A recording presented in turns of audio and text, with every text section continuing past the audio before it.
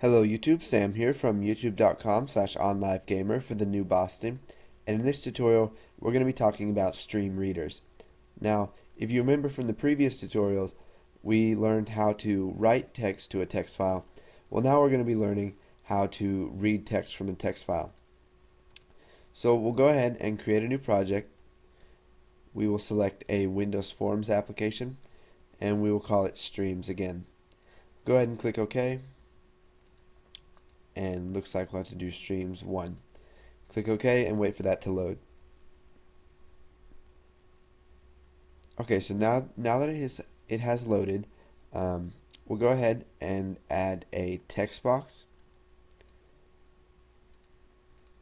We will make it multi-line, and then we'll make it read only. So read only is going to be equal to true. And then we'll add a button, and we will set the button name, or the text, we'll set the text to load file, and we'll set the name to button load. Okay, so now we'll just double click on load file, and this will open up our click event handler for it. Now, just like before, to use any type of stream, we're going to have to type imports the system.io namespace. So this gives us the classes that we can use to read and write to text files. Now, there are a bunch of other ways to read and write to text files, but this is just how we're learning it in these tutorials. So we're going to go ahead and declare a stream reader.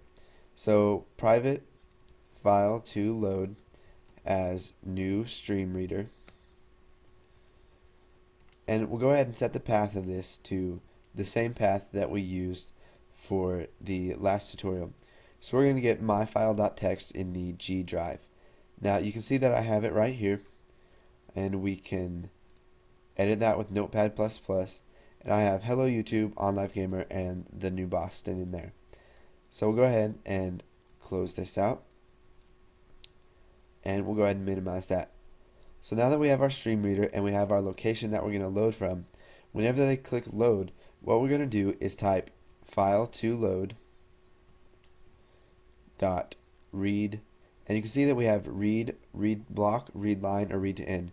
Read reads only one character. Read block reads a maximum of count characters from the current stream, so you can tell it to read a certain amount of characters.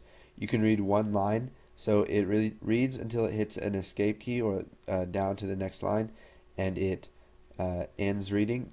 And what we're going to use is read to end, so it's going to read everything inside of the file.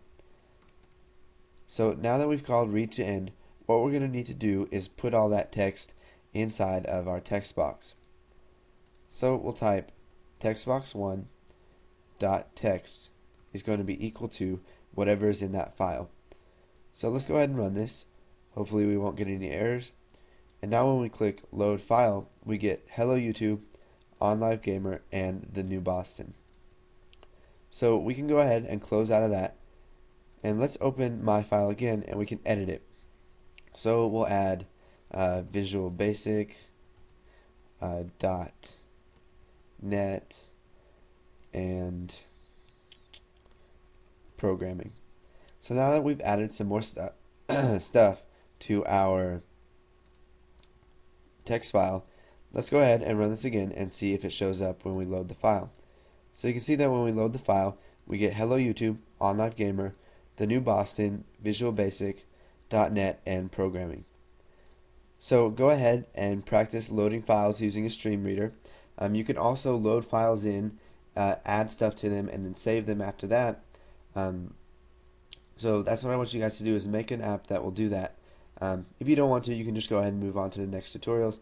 If not, and you make one, feel free to leave it in a video response. So thanks for watching, and stay tuned for the next tutorial.